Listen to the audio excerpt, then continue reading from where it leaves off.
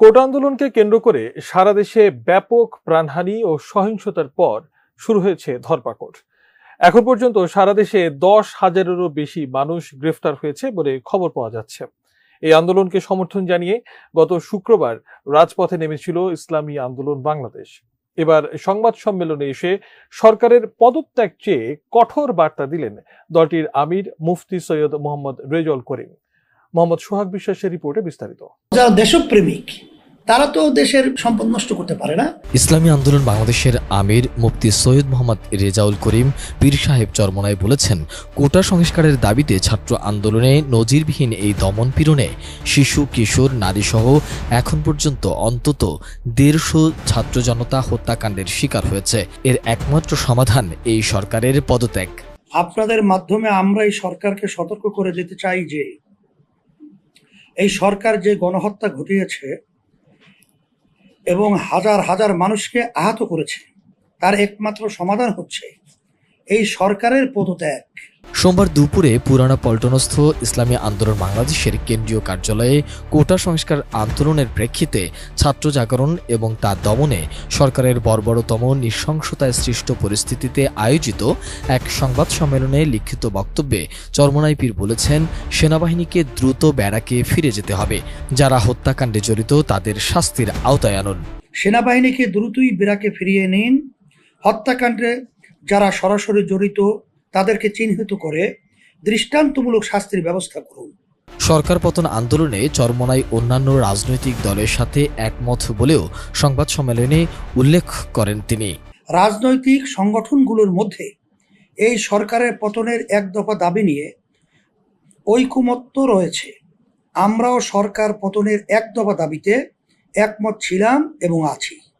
এই জনবিচ্ছিন্ন ব্যর্থ সরকারকে পদত্যাগে বাধ্য করার লক্ষ্যে দেশের সকল রাজনৈতিক দল, বুদ্ধিজীবী ও পেশাজীবী সংগঠন সহ দলমত নির্বিশেষে সর্বস্তরের দেশপ্রেমিক জনগণকে একতা করে তোলার আহ্বান করছি। এই ছাত্র আন্দোলনে বিদেশিদের সমর্থন ও মানবাধিকার সংগঠনগুলো পাশে দাঁড়িয়েছে উল্লেখ করে চরমনাই পীর বলেন, এই ছাত্র আন্দোলনে জাতিসংঘ, আন্তর্জাতিক মানবাধিকার সংস্থা ও বিদেশি অনেক বিবেকবান মানুষ ও মিডিয়া সমর্থন জানিয়েছেন, গণহত্যায় উদ্বেগ জানিয়েছেন, বিবৃতি দিয়েছেন, গণহত্যা বন্ধে আহ্বান জানিয়েছেন।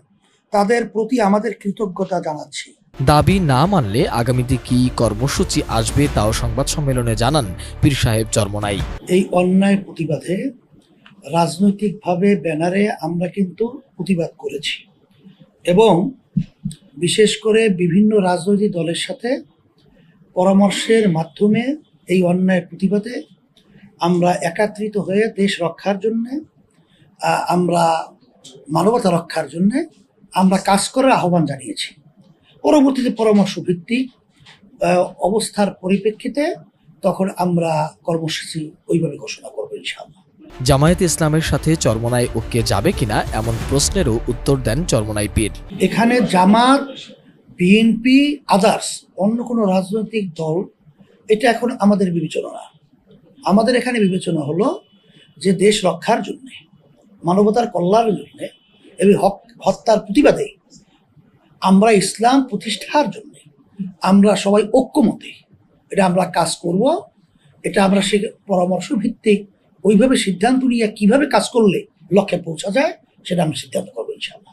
সোমবারের এ সংবাদ সম্মেলনে ইসলামী আন্দোলনের কেন্দ্রীয় ও ঢাকা মহানগরের নেতৃবৃন্দ উপস্থিত ছিলেন।